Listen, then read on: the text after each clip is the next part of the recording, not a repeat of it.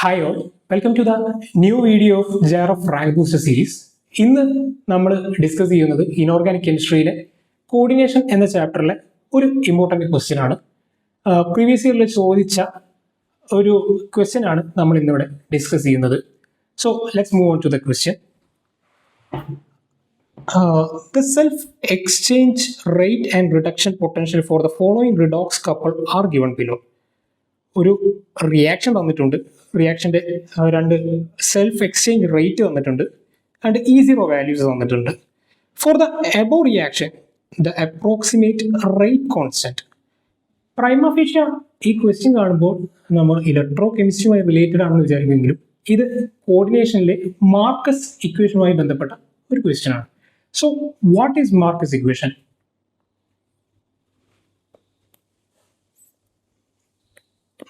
Marcus equation. Marcus equation is used for the cross reactions. So, Marcus equation K12 is equal to square root of K11 into K12 into KEQ12 into F. So K12 is correspond to the rate constant for the cross reaction.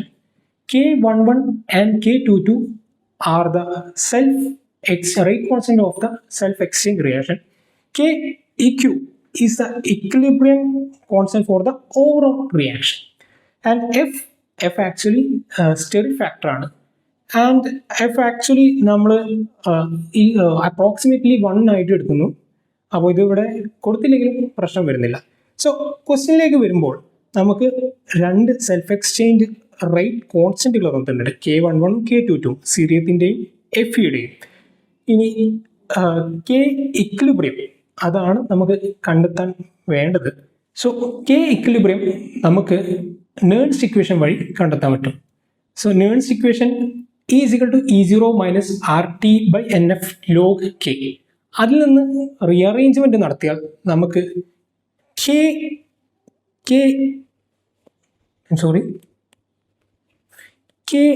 is equal to 10 raised to n E0 by 0.0591. Standard കണ്ടീഷനാണ് എടുത്തിരിക്കുന്നത്. കാരണം നമുക്ക് ക്വസ്റ്റ്യനിൽ തന്നെ given ആണ് 25 degree Celsius എന്ന്. So 298 kelvin ആയിട്ട് നമുക്ക് കൺവേർട്ട് ചെയ്തിട്ട് നമ്മുടെ നേൺസ് ഇക്വേഷനിൽ കൊടുക്കുകയാണെങ്കിൽ നമുക്ക് അവസാനം റീഅറേഞ്ച്മെന്റ് ചെയ്തിട്ട് K is equal to എന്ന് പറഞ്ഞ ഈ ഇക്വേഷനിലേക്ക് എത്താൻ പറ്റും. സോ K ഇക്വിലിബ്രിയം കണ്ടെത്താൻ വേണ്ടിയിട്ടാണ് ഈ ക്വസ്റ്റ്യൻ നമ്മൾ യൂസ് ചെയ്യുന്നത്. സോ ഇവിടെ എന്നും ഇനോട്ടും നമ്മൾ കണ്ടെത്തേണ്ടത് ആയിട്ടുണ്ട്. N ക്വസ്റ്റ്യനിൽ തന്നെ ഗിവൺ ആണ്, ഒരു 1 ഇലക്ട്രോൺ ട്രാൻസ്ഫർ റിയാക്ഷൻ ആണ്. സോ സീറിയം 4+ നിന്ന് 3+ ആയിട്ട് മാറുന്നു, Fe 3+ നിന്ന് 2+ ആയിട്ട് മാറുന്നു. So N is given is 1 and E0. So E0ൻ്റെ വാല്യൂ നമുക്ക് രണ്ടെണ്ണത്തിൻ്റെ ക്വസ്റ്റ്യനിൽ ഗിവൺ ആണ്. സീറിയത്തിൻ്റെ 1.7ഉം Feയുടെ 1ഉം വോൾട്ട് തന്നിട്ടുണ്ട്. ഇതിൽ നിന്ന് നമുക്ക് E0 കണ്ടെത്താം. E0 is equal to നമുക്കറിയാം ഈ കാഥോഡ് മൈനസ് ഈ ആനോഡ് അല്ലേ. ഇതിൽ നിന്ന് ഈ ഒരു റിയാക്ഷൻ്റെ സീറിയം 4+ സീറിയം 3+ ആയി റിഡക്ഷൻ നടക്കുന്നുണ്ട്. Fe2+ Fe3+ ആയിട്ട് ഓക്സിഡൈസ് ചെയ്യുന്നുണ്ട്. സോ അതിൽ നിന്ന് തന്നെ നമുക്ക് മനസ്സിലാക്കാം സീറിയം കാഥോഡായിട്ടും Fe ആനോഡുമായിട്ടാണ് ഇവിടെ വർക്ക് ചെയ്യുന്നത്. സോ ആ വാല്യൂസ് നമുക്ക് ഇവിടെ സബ്സ്റ്റിറ്റ്യൂട്ട് ചെയ്ത് കൊടുക്കാം. അതായത് സീറിയം കാഥോഡായിട്ടും Fe ആനോഡായിട്ടും ഇവിടെ ആക്ട് ചെയ്യുന്നു.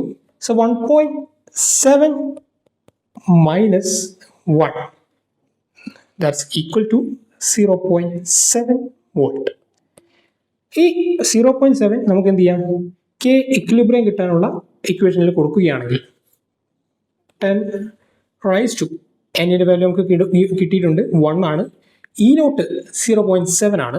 0.7 divided by 0.0591, which is actually equal to 6.6 into 10 raised to 11 m inverse s inverse.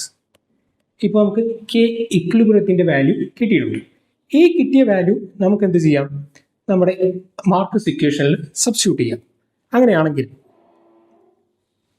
K12 is equal to square root of K11 into K12 into KEQ into F. K11 നമുക്ക് തന്നിട്ടുണ്ട്. എത്രയാണ്? K11 K22 തന്നിട്ടുണ്ട്. 4 and 3 into 10 raised to 7. So square root of 4 into 3 into 10 raised to 7. K equilibriumത്തിന്റെ value നമുക്ക് കിട്ടിയിട്ടുണ്ട് 6.6 into 10 raised to 11 ആണ്. 6.6 into 10 raised to 11 and steric factor നമ്മൾ 1 ആയിട്ട് consider ചെയ്യാണ്.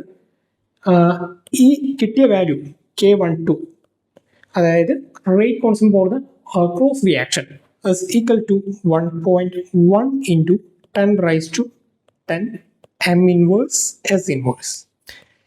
ഇതാണ് ഈ ക്വസ്റ്റ്യൻ്റെ ആൻസർ ആയിട്ട് നമുക്ക് കിട്ടുന്നത്. നമുക്ക് ഇത് കിട്ടിയ ഓപ്ഷൻസ് നോക്കി അവൈലബിൾ ആയുള്ള ഓപ്ഷൻസ് ആയിട്ട് നോക്കിയോ, അതിൽ ഓപ്ഷൻ എയുമായിട്ടാണ് ഏകദേശം പോകുന്നത് അല്ലേ, 1.1 into 10 raised to 10. So option A is the correct answer here.